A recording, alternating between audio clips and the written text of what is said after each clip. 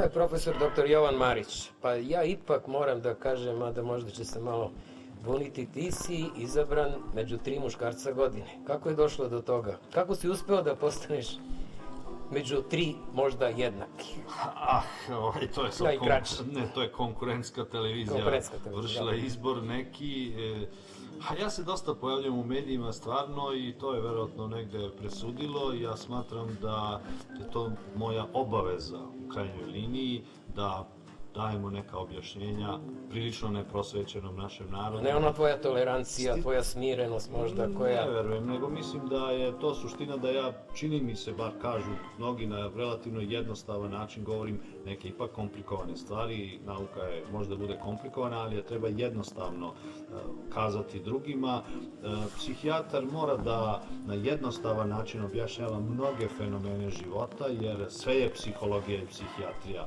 Danas praktično, ja to uvek kažem, ako jednog kardiologa pitate da vam govori o prevenciji srčanih oboljenja, on će reći nemojte da jedete masno, nemojte da pušite, krećete se više. Ako jednog psihijatra pitate o mentalnom zdravlju, zaštiti mentalnog zdravlja, on mora da govori i o seksu, i o politici, i o medijima, i o šefovima na poslu, i tako dalje, o sportu. Svemu tome. Ti si izdao, pored knjige koju si malo pre spomenuo, i knjiga koja možda ima jedan od najvećih tiraža do sad izdatih u našoj zemlji, Kakvi smo mi Srbi.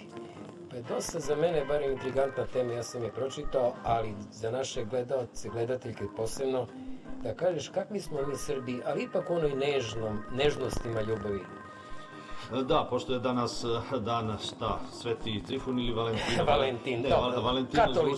Valentino zvuči malo romantičnije, ili tako, a mi Srbi imamo, tako, nisam slučajno rekao Trifun, zato što smo mi tu malo grubi u ljubavi.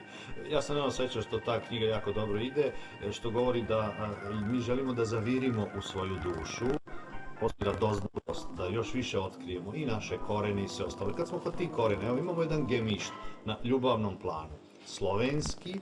Sloveni su strašno romantični, prepuni smo emocija, imam jedno poglavlje, topla slovenska duša i pitomo pravoslavlje. Mislim da je to nas odredilo na neki način i da je to jako, jako dobro. Mi smo sjajni u umetnostima, Sloveni su sjajni u umetnostima. I naša vera nije agresivna. Vera, naravno, pitomo pravoslavlje u poređenju sa agresivnim katoličanstvom, islamom i tako dalje.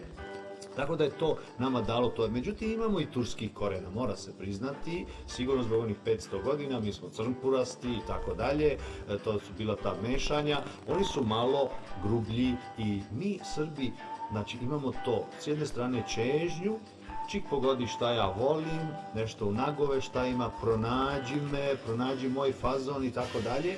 S druge strane, imamo malo surovosti, malo grubosti, trebalo bi nam u nekim situacijama pomalo i nežnost, više neke suptilnosti, i zato ja često govorim, to proizilazi iz nerazumevanja često dva pola. Stalno pričaš o Srbima, izvini, pa stalno asociramo na gledalce, gledateljke u tvojoj knjizi, da ne kažem Srpkinje, ali verovatno si opštim nazivom obuhvati to. Da, Srpkinje su naravno pune emocija i naše majke i naše žene su opterećene mnogim obavezama, ali one stižu da angažuju svoje emocije prema deci i prema partneru. Imam utisak da su često prema deci, to ja i ostalim članovima porodice, ponekad i jače emocije nego prema partneru.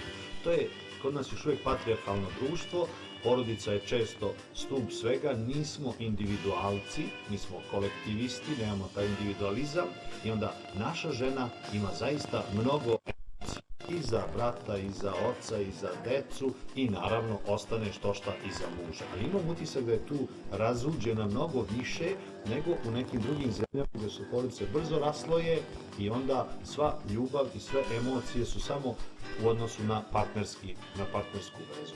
Tako da je to neka karakteristika po ovom shvatanju naše žene, odnosno Srpske.